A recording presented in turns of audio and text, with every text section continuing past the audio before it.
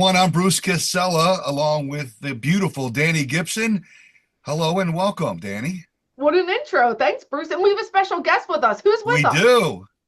How are you, Dee Curry? I'm doing great. How are you guys? We're awesome. It's good to see you today. Thank you.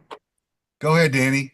Yeah, so Dee, we love talking to you, one of our successful trainers here at Parx, but we just celebrated Turning for Home Day, and one of your former trainees, PA bred Spirits Hero, was here on Turning for Home Day to lead the post parade. He's with five-star top eventer Ryan Wood, on track to go to the Olympics, and it was just so exciting for everybody. But let's just talk about Spirits Hero, the horse. How did he come into your barn?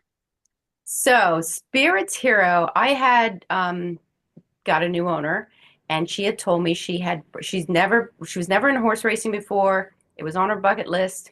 She bred her very first mare, dropped the baby, named it Spirits Hero, and was sending it to me to train because she really it's just a little more of a pet than a racehorse to her, and she knew nothing about the business. So I said, absolutely not a problem.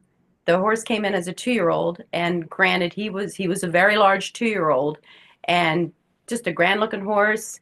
Got him training, did everything right. And in the back of my mind, I always looked at him because he was so big. I mean, we sticked him at 3 years old at 18 hands. That's huge. So my exercise rider, Stephanie Verana, and I, we kind of joked around like, oh, could you imagine him in the show world? Because both of us had, we dabbled in the show business ourselves back in the day. And we just always thought he's so grand looking, he's so big, he's so athletic. Wouldn't it be awesome if he became a show horse someday? So I said, yes, absolutely. So, time went on. He won his second start, and we were excited. We thought, we're having fun. But in the back of all our minds, because he really did have a wonderful gait, he had a great way of moving. Even his rider would say, I think, this horse could be a show horse.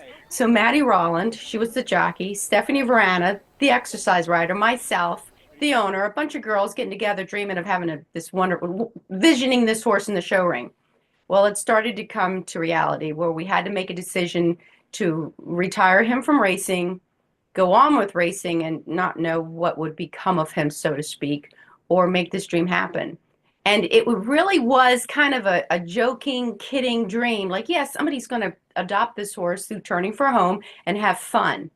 But we had no idea that it would end up this way, and just the tables were turning, and this horse is now on his way to the Olympics.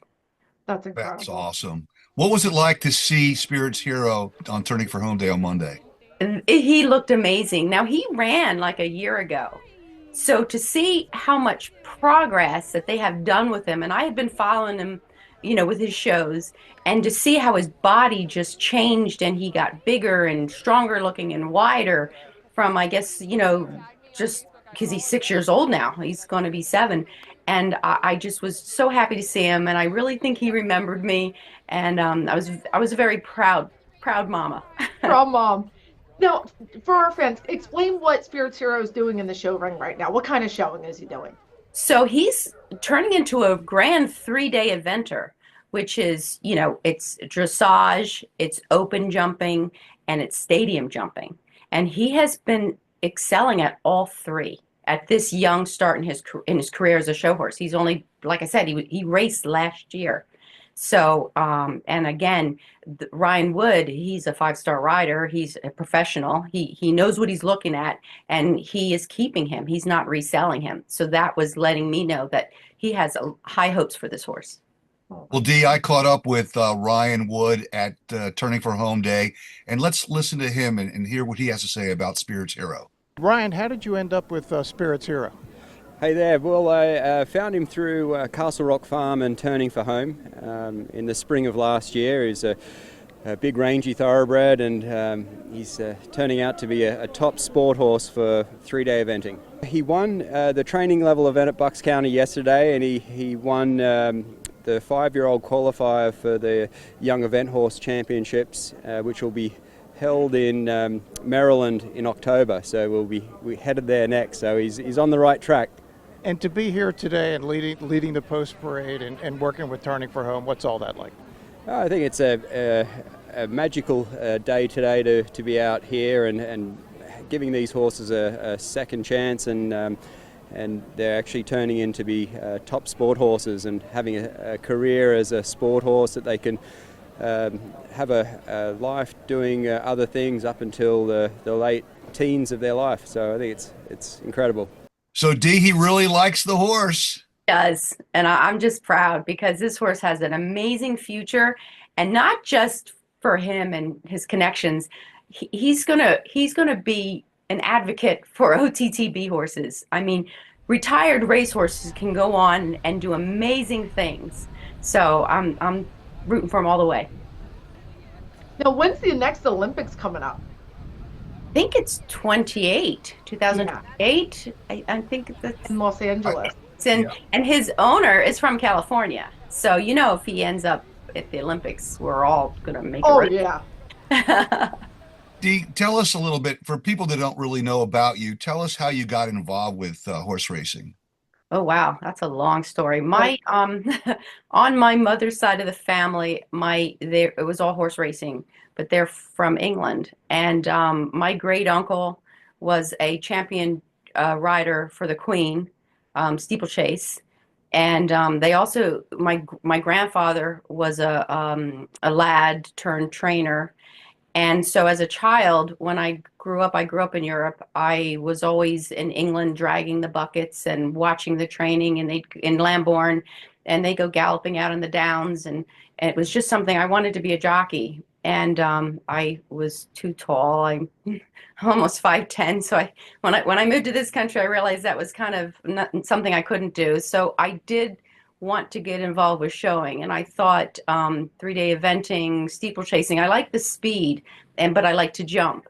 And next thing I know, somebody's looking for an exercise rider, and at the farms, because I grew up when I left Europe, I was in New Jersey, and there was all those farms in New Jersey back in the day. So when I was in school and when I went to college for fun, I galloped on these farms just because I liked to ride, and it was just it was fun. And instead of doing other odd jobs that my friends were doing, I was playing with horses. And it just continued. And before I knew it, I was in college and doing it on the side. And then a very good friend of mine kind of approached me and said that he wanted to get involved with the horses, but he really wanted somebody like myself to train for him that he could trusted and knew. And by now I had been an assistant trainer for a long time, and I knew the works of horse racing. And I'm still training for him, Jeff Bowen with Griffin Investments, and we've been together 25 years. So, and that's my story. And if it wasn't because of him, I probably wouldn't still be doing it. Oh, That's that's amazing. awesome. Yeah, I remember when I came to the racetrack, I really idolized you. You had such beautiful horses, and I just love how you handled them and managed them and continue to do so. And so it's been really cool to see the success you have with Spirits here on the track and now off the track too. And you're such a Yes, great advocate for our industry. that's just amazing. And I always trained young horses. My whole career was babies. So, you learn to fall in love with them because you have them when they don't know anything. I mean, Yeah. a horse and they don't know the starting gate. They don't know anything. So I love the idea of teaching them from the ground up to that first race, to coming out of the gate the first time. And that always meant a lot to me. So those were always the type of owners I always had. I mean, it's a lot more work than claiming and then running them 2 weeks later, but it was just something I like to do. And I've been able to do it. Yeah, really developing them. Dee, you've always been all about animals. In fact, you were on a national TV show that I helped you get hooked up with, all about animals. We always bring this up. I love it. Wild about animals. Yes. And they came to me about doing a spot on their show, and it was just coincidental that they picked me, and they followed me around a couple times with this horse I had called Keyline Baby. I had to pick a horse real quick for them to just do some early shots with, and then, we're going to run our first race, and she ran third first time out, and it was exciting. Rise and shine, everybody. It's a beautiful morning here at the Philadelphia racetrack. While most people are still asleep, the track is bustling as hundreds of racehorses are out training. Back in the barn, Dee Curry tends to her speedsters. She has been training thoroughbreds for 10 years. They start off, they don't even know what the racetrack is. And they come in and I teach them how to go around the racetrack and how to come out of the starting gate, and you get them fitter and teach them how to be a racehorse. I don't know, you fall in love with them. They're a part of your family. One of Dee's newest family members is Key Lime Baby, a 3-year-old preparing for her first race, set just 2 days away. Today, though, we find she's horsing around a bit with her handler, Josie. You trust her more than I do. Hey! All right, big on. Finally, Key Lime Baby gets down to business and hits the track for her morning workout. Here she comes now. Dee likes what she sees, and after a quick 1.5-mile gallop, Key Lime Baby is finished. Hey, how was that, Mom, huh? With race day looming, she'll need all the rest she can get. And that horse ended up going on and becoming, I ran third in the cotillion with her. Wow. So that was pretty fun. And I'm still training that family 25 years later. Yeah, you like that horse rescue stuff. I mean, you're really involved with more than just horses. Yeah, I've been volunteering at an animal shelter for 15 years, the Burlington County Animal Shelter. It's in West Hampton. And I was asked when our volunteer group first was formed. I mean, we have hundreds of volunteers now that do all kinds of fundraising and stuff. And they asked that they needed somebody to work with the dogs. And I did a lot of dog training on the side. I was a big, home protection dog trainer with my Rottweilers and stuff. And I said, sure, I'll come check him out. Just, get away from the racetrack, a little stress-free environment. Yeah. And I found that I do very good with the dogs in the shelter.